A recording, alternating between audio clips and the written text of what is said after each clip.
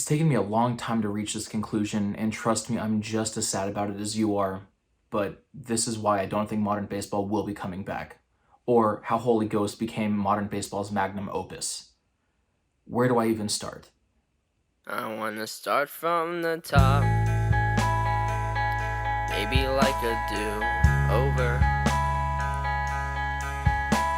Replace the voices in my head with blind innocence.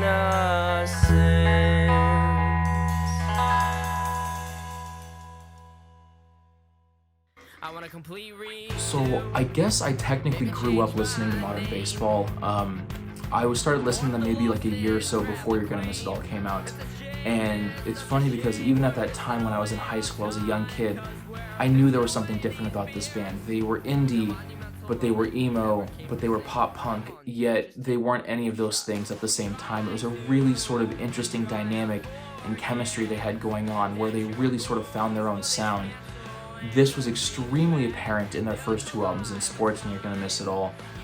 But I think the biggest thing was that their lyrics had this really charming sense to it. They could be heartbreaking and they could be heartwarming depending on the song. And I mean, there are so many different things that categorize modern baseball for what they sound like and what sort of give them that trademark sound. But as far as I'm concerned, the biggest characteristics I think that made modern baseball was definitely there was a charming sort of tongue-in-cheek essence to a lot of their lyrics.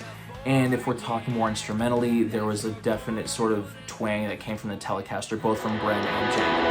Bullshit, you fucking miss me, then I say, I guess I'll talk to you in a few months. Sitting drunk on the sidewalk, I guess I get up, I guess I go for a walk. Christmas food cuts to pavement, I swear this is gonna be the 100th time I've thought of you tonight. And it's funny too because in that period of time for their music with Sports and You're Gonna Miss It All, they were touring nonstop. And I mean, I was surprised. It got to a point where it's sort of like, oh, modern baseball's opening for this band, or this band is opening for modern baseball. It was happening on seriously probably 2 or 3 times a year. So in that span of time, both for Sports and You're Gonna Miss It All, I think I ended up going to see modern baseball maybe 4 or 5 times. And now in retrospect, I think that I kind of took it for granted.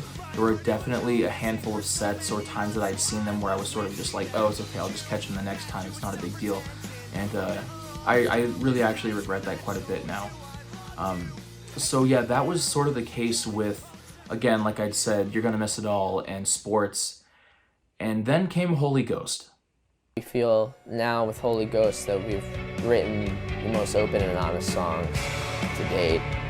What Jake and I, Andy and Sean are hoping with opening our personal lives to so many people is that our fans can open up to everyone in their lives.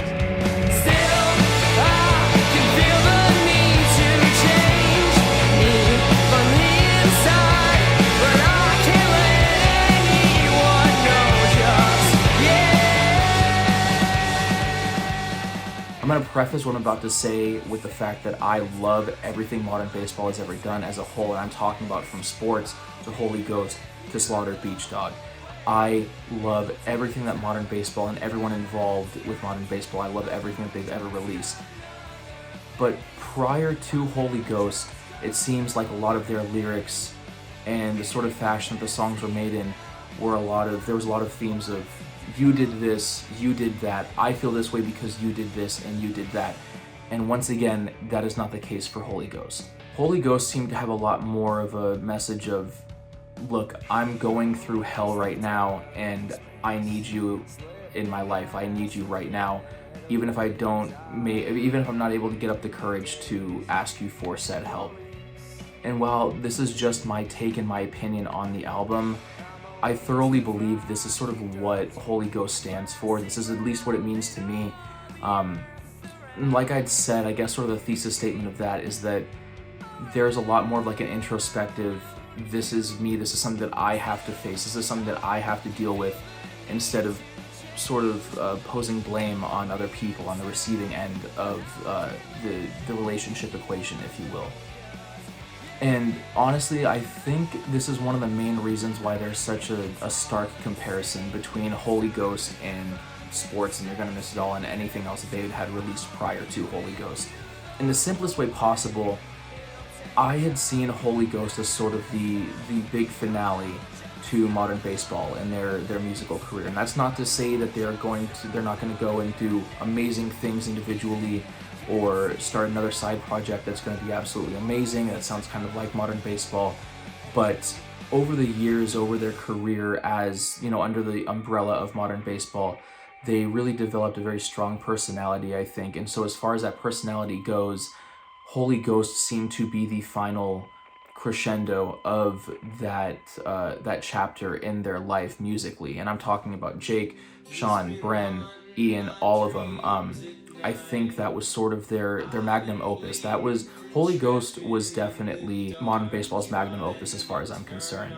Every single release that modern baseball has ever dropped, I think, has really sort of contributed to where emo, punk, pop punk, indie music, all of those genres, I think that all of those genres are only where they're at today because of modern baseball. I wouldn't be too surprised if there's going to be some sort of like reunion tour or like just small get together between them.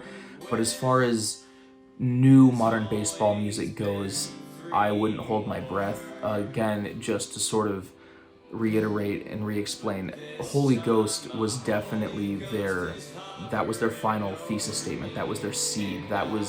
They left everything that they needed to say on the table of Holy Ghost.